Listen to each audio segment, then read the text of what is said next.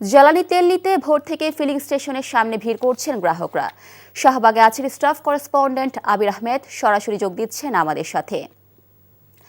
আবির, সরকারের পক্ষ থেকে গ্রাহকদের আতঙ্কিত না হবার পরামর্শ দেওয়া হয়েছে, তারপরও গ্রাহকদের ভিড় কেন, কি বলছেন তারা?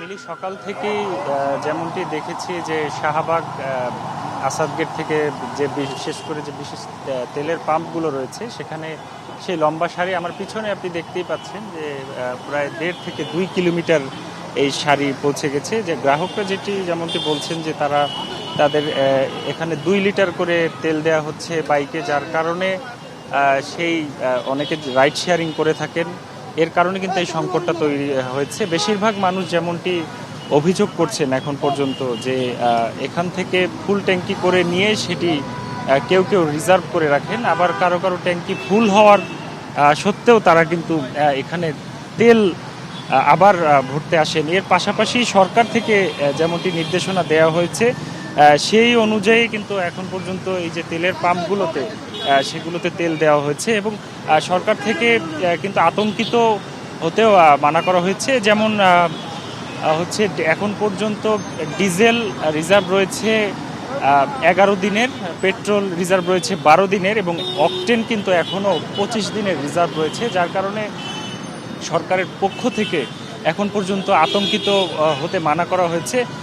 এবং কিছু মানুষ এখানে অভিযোগ করছেন যে সঠিক সময়ে তেল দেওয়া হচ্ছে না, কোনো পাম্পে এক্ষেত্রে এই কারণে বিশৃঙ্খলতাও দেখা দিয়েছে। রাজধানীর বিভিন্ন পাম্পগুলোতে ঘুরে দেখেছি, আবার কোনো পাম্পে দেখা গেছে এ নিয়ে হট্টগোলও হয়েছে, এমন অভিযোগও কিন্তু আমরা সকাল থেকে পেয়েছি।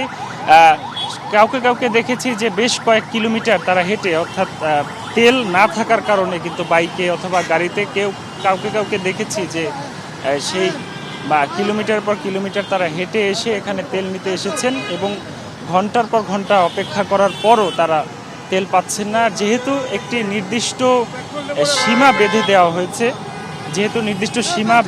হয়েছে এই তেল দেওয়ার ক্ষেত্রে আবারও দেখা যায় আজ তেল যদি ভরা হয় আগামীকাল আবারও আসতে হবে, যেহেতু এই বাইকের ক্ষেত্রে 2 লিটার এবং গাড়ির ক্ষেত্রে 10 লিটার, এর সংখ্যা খুব একটি বেশি নয়। সরকার এই নিয়মটি করেছে যে সেই অভিযোগ থেকে যে কেউ আসলে তেল রিজার্ভ করছেন, এখান থেকে ট্যাঙ্কি ফুল করে নিয়ে তারা সেটি রিজার্ভ করছেন, এমন অভিযোগ করা হচ্ছে। তো এখন পর্যন্ত এই যত সময় যাচ্ছে আমার পেছনে যে লাইন দেখছেন সেই লাইন তত বেশি বৃদ্ধি পাচ্ছে। মিলি, জানছিলাম জ্বালানি তেল নিতে আসা গ্রাহকদের ভিড়ের খবর।